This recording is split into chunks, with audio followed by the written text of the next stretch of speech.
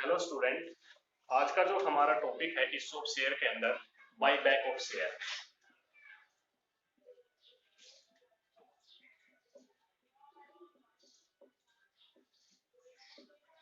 By back of share का मतलब होता है अंशों का वापस से क्रय करना। देखो, एक कंपनी अपने शेयर को मार्केट में बेचने के बाद उसके पास ये राइट होता है, अधिकार होता है कि वो बाई बैक ऑफ शेयर कर सकती है, वापस से अंशों का क्रय कर सकती है। देखो, पहले उसने बेचे हैं और दोबारा वो खरीद रही है, इसके लिए रिगार्डिंग कुछ कंडीशन वगैरह होती है, आज हम उनके ऊपर डिस्कस करेंगे। कंपनी अधिनियम 2013 के अनुसार एक कंपनी अपने ही शेयरों का वापस क्रय कर सकती है, उसके लिए कुछ कंडीशन है, उन कंडीशन के बारे में हम डिस्कस करेंगे। तो सबसे पहले ये जरूरी है कि कंपनी अधिनियम 2013 के अनुसार वही कंपनी अपने शेयरों का बाय बैक कर सकती है जिसने आर्टिकल ऑफ एसोसिएशन में इस तरीके का कोई अमेंडमेंट किया हुआ हो। यानी कि अगर जब तक उसने आर्टिकल एसोसिएशन के अंदर कंपनी अधिनियम के अंदर वो अगर अधिकृत है, वो कंपनी अधिनियम के अंदर रजिस्टर्ड है, तो वो ही कंपनी अपने शेयर को बाय बैक कर सकती है। दूसरा आता है कि कंपनी की जो समापन सामान्य जो सभा होगी, जो जनरल मीटिंग होगी, उसके अंदर एक प्रस्ताव पास किया जाएगा कि कंपनी अपने जो पेड अप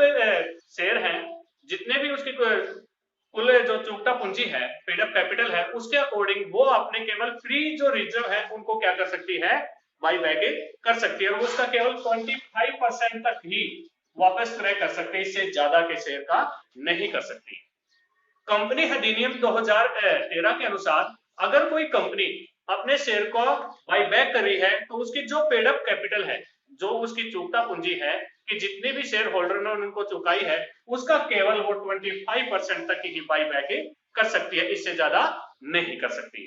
अगला आता है कि जो भी कोई कंपनी वापस क्रय कर रही है अपने शेयर का, तो वो उसका जो भी उसका ऋण का जो अनुपात है या जो उसका फ्री जो रिजर्व है, उनसे दुगना नहीं होना चाहिए। अगर इससे ज्यादा चला जाता है तो कंपनी कभी भी अपने शेयर को बाई बैक नहीं कर सकती।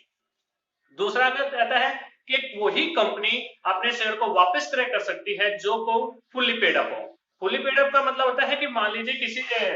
कंपनी के शेयर की जो वैल्यू है 100 रुपए है, और शेयर होल्डर ने उसके 100 रुपए के ऊपर 100 के 100 रुपए पे कर दिए हैं, चुका दिए हैं, तो वो क्या माना जाएगा, फुली पेड अप शेयर। एक कंपनी अपनी लाइफ के अंदर पार्टली जो शेयर होते हैं, यानी कि जिनके ऊपर फुल अमाउंट हमें रिसीव नहीं हुई है, उनको कभी भी बाई बैक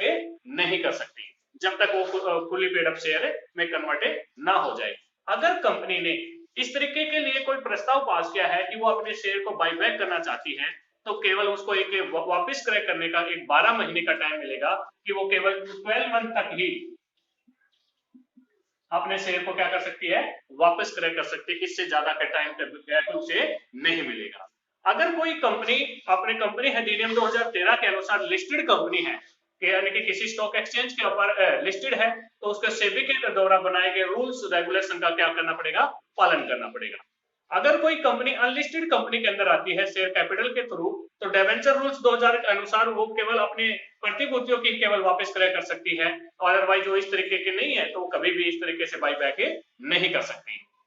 जब कोई कंपनी अपने ही अंशों को वापस क्रय करती है, तो वो आगामी 6 महीने तक, मतलब कितने मंथ तक, 6 मंथ तक नए शेयर इशू नहीं कर सकती। अगर किसी कंपनी ने कंपनी अधिनियम 2013 के अनुसार अपने शेयर को बाई बैक ऑफ शेयर के श्रेणी में रखा है या बाई बैक करना चाह रही है, तो वो केवल 6 महीने के तक ही उसके ऊपर रिस्ट्रिक्शन लग जाएगा कि वो नए शेयर इशू नहीं कर सकती, केवल अपने बोनस अंशों को इशू कर सकती है, या फिर अपने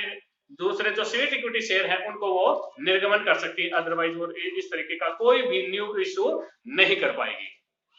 नेक्स्ट एक आता है कि इसका जो बाईबैक जब कंपनी करेगी, तो उसके लिए source of for by back share के लिए क्या है, स्रोत कहाँ है, कहां से वो पैसा वापस करेगी। तो सबसे पहले जो कंपनी के पास होता है वो होता है उसका फ्री रिजर्व। मतलब फ्री रिजर्व का मतलब क्या होता है, फ्री रिजर्व का मतलब होता है कि वो स्वतंत्र जो संचय है वो किसी भी प्रकार का कंपनी उसको यूज कर सकती है, वो क्या कहलाएगा, फ्री रिजर्व। दूसरा का कंपनी अपने जो भी है प्रतिभूति प्रीमियम खाता है, सिक्योरिटी प्रीमियम अकाउंट है, उसमें से अपने शेयर को क्या कर सकती है, बाई बैक ऑफ शेयर कर सकती है। दूसरा, पहला तो है फ्री रिजर्व, दूसरा होता है सिक्योरिटी प्रीमियम। दूसरा कहां से कर सकती है, सिक्योरिटी प्रीमियम से। और तीसरा जो है वो अपनी किसी भी प्रकार की जो उसके पास सिक्योरिटीज है, अपनी सिक्योरिटीज को इशू करके भी वो क्या कर सकती है, इशू करके सिक्योरिटीज को इशू करके ही कंपनी अपने क्या कर सकती है, शेयर को बाई बैक कर सकती है। ये तो थे हमारे एक सोर्स हैं, फ्री रिजर्व, सिक्योरिटी प्रीमियम, या जो सिक्योरिटी को इशू करके कंपनी क्या कर सकती है, अपने अंशों को बाई बैक कर सकती है। नेक्स्ट आता है guidelines issued by security of exchange of India. इस सेबी ने क्या इसके रिगार्डिंग गाइडलाइंस बनाई हुई है कि बाई बैक ऑफ शेयर के लिए तो सबसे पहला आता है कि जो भी शेयर इसका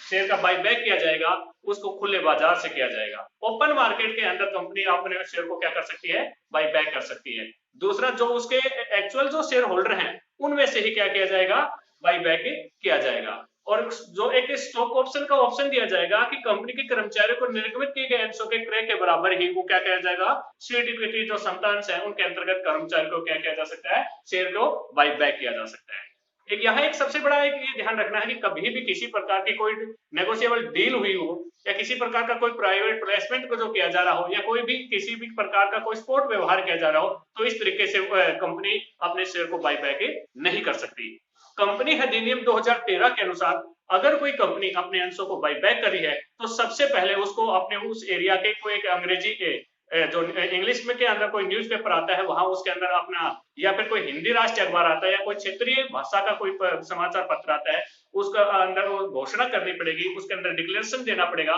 कि हम अपने शेयर को क्या करना चाह रहे हैं, बाई बैक करना चाह रहे हैं। अगर कोई कंपनी किसी भी शेयर अपने किसी भी प्रकार के शेयर का बाई बैक करी है तो उसके अंशों को वापस करने का जो ऑफर वो कम से कम 15 दिन का दिया जाना चाहिए और 30 दिन तक ये ऑफर है वो ओपन रहेगा। 30 दिन के बाद कंपनी को इस प्रकार का कोई ऑफर नहीं दे सकती। अगर कोई कंपनी अपने अंशों को वापस क्रय कर रही है तो वापस क्रय किए जाने वालों को अगर उनकी जितने शेयर के लिए वो करना चाह रही है, मान लीजिए फॉर एग्जांपल के लिए वो 1000 शेयर के लिए इसको बाई बैक करना चाह रही है और उसके पास 1500 के लिए एप्लीकेशन आ जाती है, तो इसके लिए उसको प्रोपोर्शनल ऑपरेशन अपनाना पड़ेगा, लेकिन आनुपातिक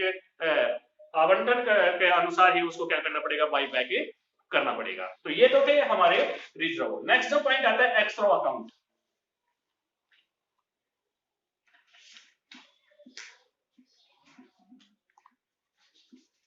एक्सट्रा अकाउंट में डिपॉजिट हम क्यों करना चाहते हैं, क्या होता है एक्सट्रा अकाउंट, एक्सट्रा अकाउंट में हम क्यों जमा करना चाहते हैं। देखो, एक्सट्रा जो खाता होता है वो किसी भी कंपनी को अपने शेयर को जब बाई बैक करना होता है तो किसी तीसरे पक्षकार के पास बॉन्ड अथवा कुछ पैसा जमा करवाना होता है। और सेबी के दिशा निर्देशों के अनुसार वापसी की जो क्रय वापसी की जो योजना होगी उसके दायित्व को तभी पूरा किया जाएगा जब कंपनी किसी एक बैंक के पास एक एक्सट्रा अकाउंट खोलती है। अगर कोई कंपनी अपने शेयर का बाई बैक कर रही है तो अगर वो 100 करोड़ तक का है, 100 करोड़ तक का अगर किया जा रहा है कि वो अगर 100 करोड़ तक का है तो उसको 25% तक अमाउंट जो है उसकी एक्सट्रा अकाउंट के अंदर डिपॉजिट होनी चाहिए। अगर वो 100 करोड़ से ज्यादा चला जाता है तो उसका केवल 10% तक अमाउंट ही कहां किसमें होनी चाहिए, एक्सट्रा अकाउंट की। और जब कंपनी अपने जो टाइम पीरियड होता है उसको जो टाइम पीरियड मिलता है 12 मंथ का, 12 महीने की जो अवधि मिलती है, उस 12 महीने के अंदर वो अगर बाई बैक नहीं कर पाती है तो सेबी के पास ये पावर होती है कि उसके एक्सट्रा अकाउंट को जब्त किया जा सकता है। तो ये तो थे इसके वापस से क्रय करने के लिए हमें एक एक्स्ट्रा अकाउंट बनाने का। अगला आता है कि एडवांटेज क्या होते हैं कि कोई कंपनी अपने ही शेयर को मार्केट से क्यों खरीदना चाहती है, क्या रीजन है इसका और कंपनी को इससे क्या लाभ होते हैं। तो देखो, सबसे पहला जो बेनिफिट होता है कंपनी को, क्योंकि एक अनावश्यक जो पूंजी होती है उससे छुटकारा मिल जाता है कंपनी को, या फिर ऐसे जो शेयर होल्डर होते हैं जो कंपनी के ऊपर कब्जा करना चाहते हैं उनसे कंपनी छुटकारा पा सकती है। ऐसे कंपनी के पास जो फालतू में रोकड़ पड़ी होती है, कैश जो ज्यादा होता है उसको यूज जो बेकार हो पड़ा है उसको पर किसी प्रकार का इन्वेस्ट नहीं कर पा रही है, तो कंपनी के पास ये राइट आ जाता है बाई बैक करने से कि वो अपनी पूंजी को यूज कर सकती है। अगर कोई इस टाइप के कर्मचारी हैं जो कंपनी से रिटायर्ड हो चुके हैं, वापस करके कर्मचारियों को अनशो करने में क्या करें, उनको वापस से प्राप्त कर सकती है इस प्रकार के शेयर को। वापस करने से जो एक निश्चित संरचना जो पूंजी होती है वो कंपनी अपनी बनाए रख सकती है, और अंशों को वापस क्रय करने से उसके मार्केट वैल्यू में कभी गिरावट नहीं आती और वो अपने मार्केट वैल्यू के अंदर शेयर की वैल्यू को क्या कर सकती है, इंक्रीज कर सकती है। और दूसरा सबसे बड़ा इसका जो बेनिफिट होता है वो ये है कि जब कंपनी अपने शेयर के ऊपर डिविडेंड पे कर रही है, पहले तो वो ज्यादा शेयर होल्डरों को दे पा रही थी, अब शेयर होल्डरों की जो संख्या होती है वो कम हो जाती है, इससे वो अपने जो डिविडेंड पे करना चाह रही है उसको भी वो इंक्रीज कर सकती है। तो ये तो कुछ एडवांटेज थी। नेक्स्ट जो आता है कि जनरल एंट्री क्या करेंगे, जब अगर कोई कंपनी अपने शेयर को बाई बैक कर रही है, तो बाई बैक करने के लिए अगर कोई कंपनी सबसे पहले शेयर को जब इशू कर रही है, देखो कंपनी जब बाई बैक करेगी तो उसको कुछ पैसे की जरूरत होगी, तो जब कंपनी अपनी वापसी के लिए कोई नया निर्गमन करती है, न्यू इश्यू करती है, तो उसके लिए जनरल एंट्री बनाएंगे bank account debit to share application and allotment account. Bank account debit to share application and allotment account. जैसे ही हमारे को ये अमाउंट प्राप्त होती है, इसको हम कहां ट्रांसफर कर देंगे, अपने शेयर कैपिटल में, तो लिखेंगे share application and allotment account debit to share capital account. जैसे ही हमारे पास कोई नया इशू किया है, हमने नया निर्गमन किया है, हम उसकी राशि को क्या कर देंगे, ट्रांसफर कर देंगे अपने शेयर कैपिटल अकाउंट के अंदर। अगर कोई कंपनी अपने शेयर को फेस वैल्यू के ऊपर ही इशू करती है, यदि कोई कंपनी जैसे मान लीजिए 100 रुपए का शेयर था, 100 रुपए पे ही वापस ले रही है, तो उसके लिए क्या जनरल एंट्री की जाएगी, तो सबसे पहले जो जनरल एंट्री की जाएगी किसके लिए, फेस वैल्यू के लिए, तो लिखा जाएगा share capital account debit.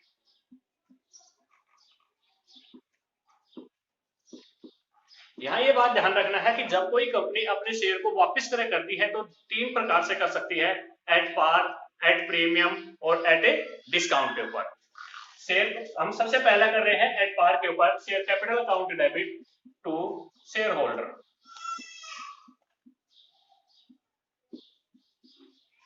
Share capital account debit to share holder account, और इसको हम कहां से दे देंगे, बैंक से पैसा दे देंगे, तो लिखेंगे share holder account debit to bank account. ये तो थी हमारी बाई बैक कर रहे हैं एट पार के ऊपर। दूसरा कई बार क्या होता है, जब आपने वापस करती है अंकित मूल्य से, तो उसको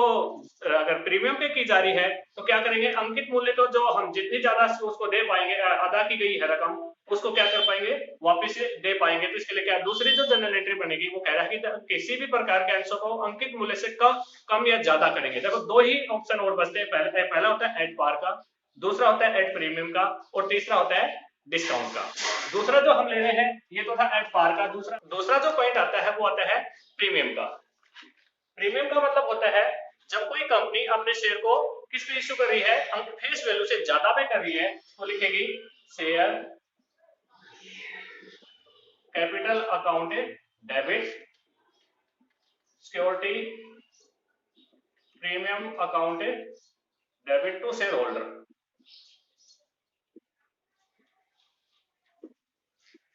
मतलब क्या कर रही है, शेयर को जब वो इश्यू करिए share capital account debit security premium account debit to share holder, और जब पैसा हम देंगे तो लिखेंगे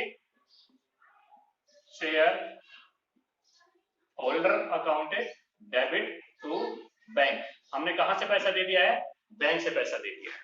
ठीक है, ये तो थी हमारे दूसरा पॉइंट। तीसरा आता है जब कोई कंपनी अपने ही शेयर को किस पे इश्यू कर रही है,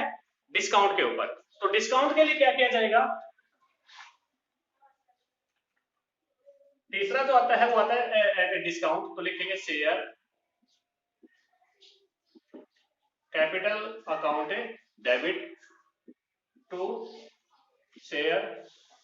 holder account to capital reserve.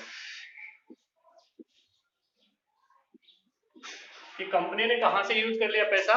अपना जो कैपिटल रिजर्व है उसमें से जितनी भी डिस्काउंट दी जा रही है उससे वो कंपनी वो अपने कैपिटल रिजर्व से ले लेगी, और जब पैसा दिया जाएगा तो लिखा जाएगा share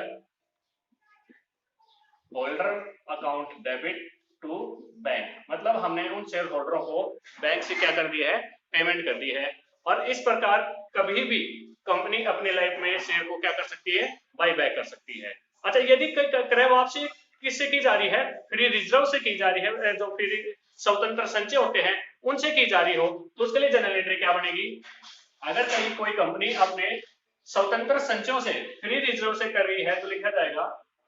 free reserve account debit to CRR। CRR का मतलब होता है कैपिटल रिडम्पशन रिजर्व अकाउंट, कि कंपनी अपने कहां से कर रही है, फ्री रिजर्व को अगर यूज कर रही है तो उनको उससे भी इस प्रकार के क्या किया जा सकता है, अपने शेयर को बाई बैक करने के लिए उनको एक जो कंपनी का जो नवीनतम स्थिति विवरण अकाउंट होता है उसके वितरण के लाभांश के सिक्योरिटी प्रीमियम भी शामिल किया जाएगा, और इसके लिए जो जनरल एंट्री बनाई जाएगी वो जाएगी free reserve account debit to CRR account. Thank you student.